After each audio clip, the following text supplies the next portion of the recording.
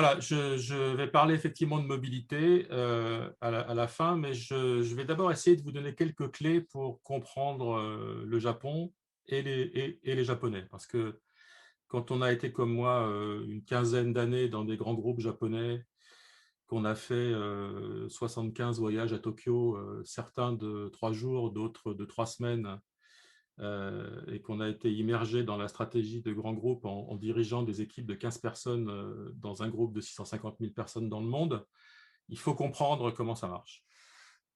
Et on ne vous donne pas forcément le temps de le faire, donc il faut le prendre soi-même. Donc pour moi, le Japon, c'est d'abord une question d'état d'esprit. Quand on parle de crise, et on vit une crise en ce moment, en Europe ou dans les pays occidentaux, on a une façon d'appréhender la crise qui est toujours et qui est portée un peu par les télévisions d'information continue, mais on a une vision de la crise qui est toujours catastrophique, problématique, la fin du monde, etc. Au Japon, et c'est vrai d'ailleurs en Asie, hein, c'est vrai en Chine, c'est vrai en Corée. Le mot crise, ça s'écrit toujours avec 2 idéogrammes. Le premier voulant dire danger, le deuxième voulant dire opportunité. Et c'est toujours ça qu'il faut comprendre au Japon, c'est-à-dire que même quand il y a un problème, bah, c'est toujours une opportunité pour aller plus loin, pour être meilleur, pour peut-être ouvrir d'autres voies. Et bien souvent, les grands groupes japonais se sont développés à cause d'une crise, grâce à une crise. Le Japon, c'est aussi toujours un pays qui est au milieu, comme la rivière. Là, nous sommes à Tokyo, avec le quartier de Tokyo centre à droite et le palais impérial à gauche. Nous sommes toujours entre tradition et modernité. Il faut comprendre que cette société est toujours hyper moderne, mais gardienne du temple au sens littéral du terme. C'est-à-dire que les gens sont toujours, y compris les jeunes, sont toujours proches de leur tradition. Alors, ça a tendance malheureusement à disparaître un petit peu, mais je pense que c'est quand même un point fondamental. Il faut aussi comprendre qu'il y a certains éléments du Japon qui expliquent pas mal de façons de raisonner des Japonais et qui expliquent même comment les grands groupes articulent leur stratégie. Et si vous voulez comprendre comment raisonnent les Japonais, apprenez à jouer au Go. C'est extrêmement formateur. C'est un des jeux les plus simples et les plus complexes du monde, puisqu'il y a très peu de règles et qu'il n'y a surtout pas de règles de fin de partie. Ce sont les deux belligérants qui décident de mettre fin à la partie. Et il y a un certain nombre de parallèles que l'on peut faire entre le jeu de Go et les stratégies des entreprises, voire le jeu de Go et les stratégies de protection de la propriété intellectuelle. C'est aussi, le Japon, une société qui est vibrante et qui est extrêmement organisée. 35 millions de personnes dans Tokyo, Grand Tokyo, la gare de Shinjuku, qui est la plus grosse gare de Tokyo, 10% de Tokyo tous les jours, donc 3,5 millions de personnes. Et pour être très honnête, je me cogne dans moins de personnes à Shinjuku qu'à Châtelet. Et si ce n'est pas une société organisée, ça ne fonctionnera pas. Et là, vous voyez le carrefour de Shibuya, qui est le carrefour le plus fréquenté au monde. On se cogne quasiment jamais dans personne. Et tout le monde vous laisse, tout le monde passe sans problème, c'est extrêmement fluide, alors qu'il y a toujours énormément de monde. C'est un point de rencontre. Pour ceux qui connaissent la gare de Shibuya, tout le monde se rencontre devant le chien de la gare de Shibuya. C'est aussi une société qui a des infrastructures efficaces, mais qui fonctionne aussi parce que les gens sont résilients. Hein. Voilà, tout le monde connaît le Shinkansen. Il faut peut-être que vous sachiez d'ailleurs que le design extérieur du Shinkansen a été designé en Europe par un bureau de design italien. L'intérieur, en revanche, lui, est designé au Japon, et que si vous avez pris le métro à Tokyo, vous trouvez les périodes de grève dans les métros parisiens plutôt relaxantes. Ensuite, quand on a dit tout ça, qu'est-ce qui fait que les Japonais se lèvent tous les matins et continuent à prendre le métro hyper bondé et aller au travail? C'est la notion d'ikigai qui est extrêmement importante au Japon. Les gens sont toujours dans l'harmonie, sont toujours dans la recherche de l'ikigai, c'est-à-dire qu'est-ce qui me passionne, qu'est-ce que j'aime, quelle est ma mission, de quoi le monde a besoin, la société a besoin, pourquoi je suis payé et à quoi je suis bon dans ma vie professionnelle ou dans ma vie privée. Donc c'est un élément central où les gens se remettent relativement souvent en cause et essayent de maximiser, si on peut dire ça comme ça, de maximiser leur ikigai, qui fait in fine que ça donne un sens à leur vie, y compris dans des périodes compliquées. Hein. Les gens qui ont vécu le tsunami à Fukushima et l'incident nucléaire, j'avais des collègues qui étaient, parce que là, j'ai travaillé pour Hitachi, et Hitachi City, qui est la ville où est né le groupe Hitachi, est dans Sendai, et donc était très proche de Fukushima, et 2 des réacteurs sur 3 étaient opérés par Hitachi, et donc par des collègues.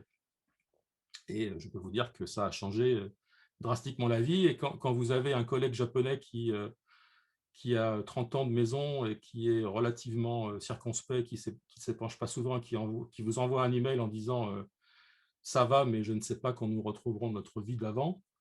Bon, voilà, vous comprenez qu'il se remet en cause et qu'il remet en cause sa position aussi dans cet écosystème industriel.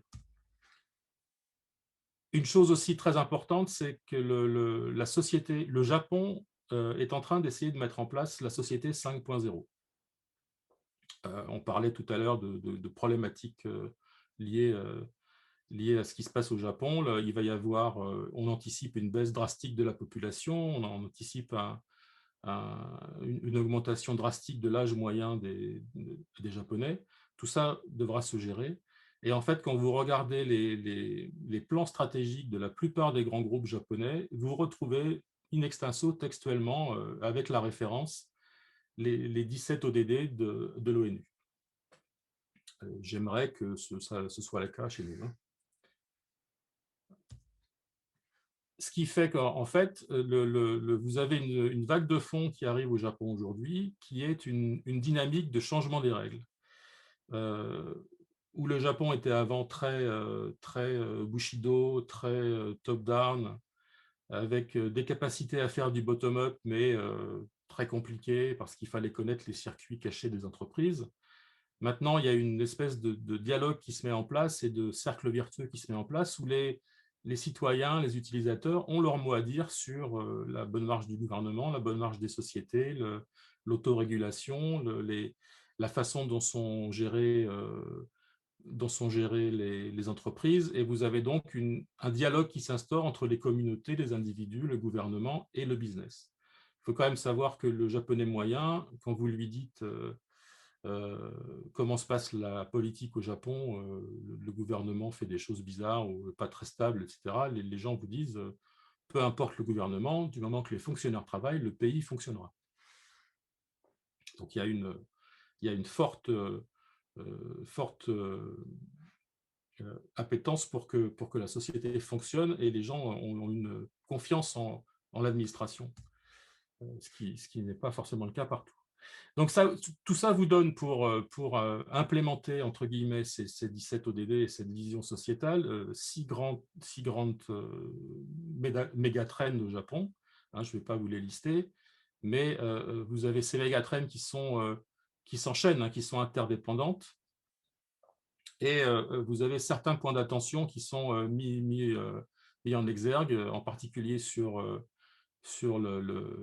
l'accroissement, ou plutôt la décroissance de la population, sur l'expansion des risques, hein, qui peuvent être des risques de conflits, de crimes, et surtout les risques qui commencent à arriver de manière de plus en plus prégnante, globalement, qui sont les risques cyber. Et puis les risques autour des influences sur les risques cyber, c'est-à-dire le fait qu'un État externe peut venir influencer le comportement de l'État japonais.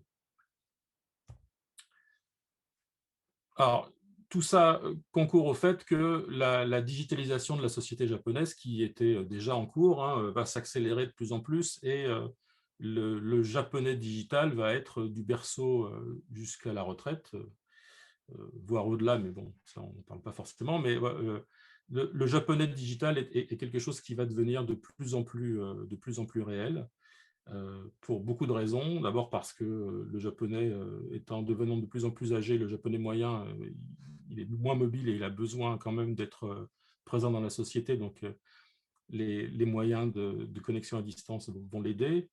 Et vous voyez là les statistiques de McKinsey qui montrent que les gens au Japon passent environ 50 millions d'heures pour renouveler leur permis de conduire. Donc, voilà, c'est quand même très prégnant. Alors, on va maintenant passer à des grands groupes. Donc, je vais parler de 3 grands groupes, 2 pour lesquels j'ai travaillé, Hitachi et Toyota, et un pour lequel j'ai monté une collaboration stratégique avec la Commission européenne à une certaine époque. Le groupe Hitachi est un groupe qui est en fait une start-up, qui est né en 1910 et qui est devenue une licorne relativement rapidement. Donc, quand on parle d'entreprise garage ou d'innovation de garage, on pense toujours à la Californie. Il ne faut pas oublier l'autre côté du Pacifique, qui a eu aussi ces entreprises de garage, hein. Donc, le groupe Hitachi a commencé avec le fondateur, qui était Odaira-san, qui était un ingénieur électrique et qui était chargé d'acheter des moteurs électriques aux États-Unis chez General Electric, et qui a dit à son patron, au lieu de les acheter, on peut les faire. Si tu me donnes du temps et un peu d'argent, je peux les faire et ça coûtera moins cher. Et le groupe a démarré comme ça. Et 110 ans plus tard, c'est devenu un des plus gros déposants au monde en termes de propriété intellectuelle. Il est passé devant IBM, Siemens et General Electric.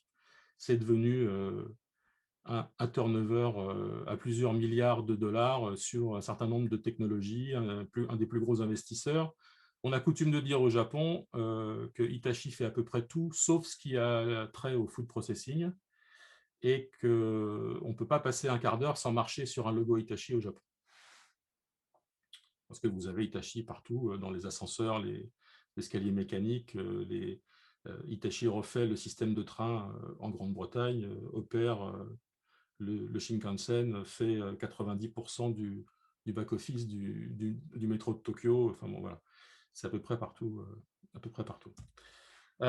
Et quand vous regardez la stratégie de fond du groupe, ils ont lancé il y a très peu de temps l'alliance Lumada, qui vise à développer cette approche d'économie sociale, avec des aspects de gestion des problèmes climatiques et des changements environnementaux, avec comme objectif de créer des villes plus confortables.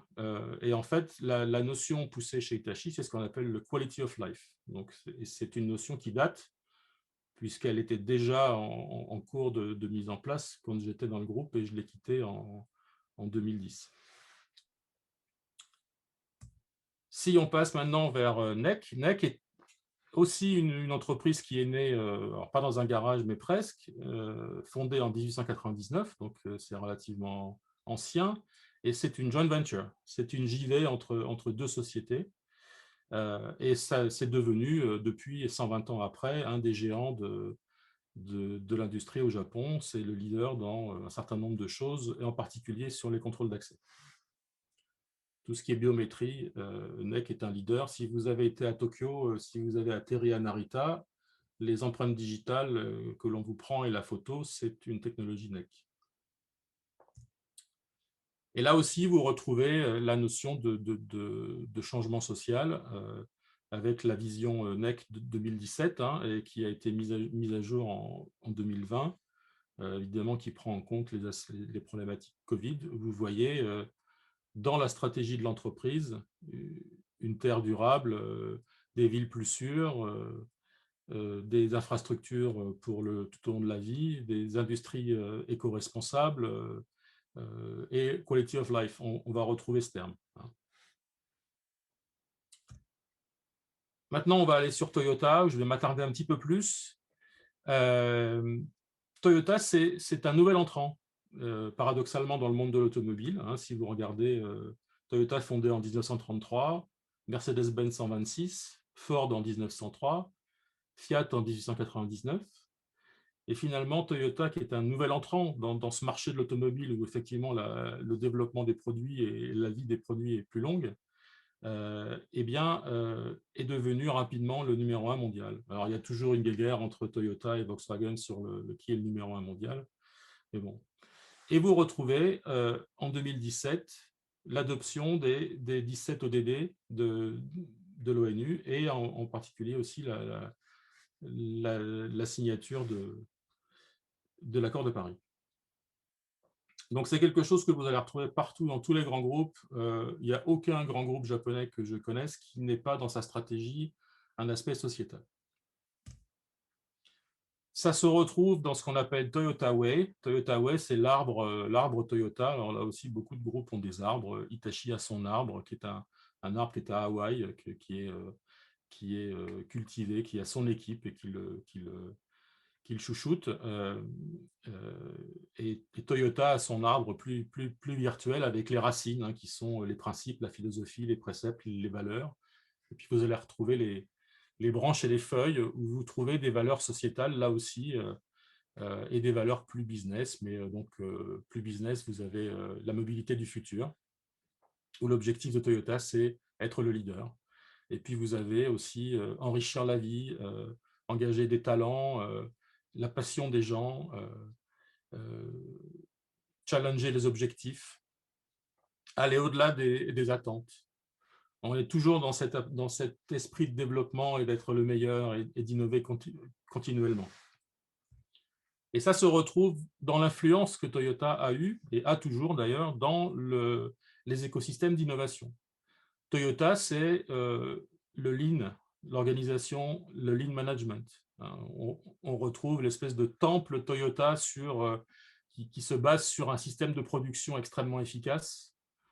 Qui n'a jamais visité une usine Toyota au Japon, n'a jamais vu une vraie usine, qui ensuite se repose sur la philosophie, le mindset qui est le Toyota Way, et puis un certain nombre de piliers qui sont...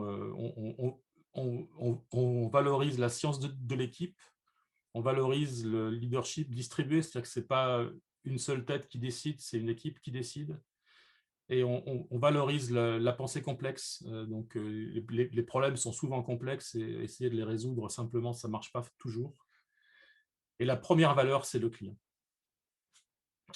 Ensuite, vous avez certainement entendu parler dans les systèmes de qualité du Kaizen. Kaizen, c'est changer pour le meilleur et de l'introduction du cycle continuel de l'amélioration. Donc, pour avoir travaillé donc, chez Toyota dans l'automobile et puis chez Fiat aussi dans l'automobile, Kaizen, c'est une philosophie de tous les jours.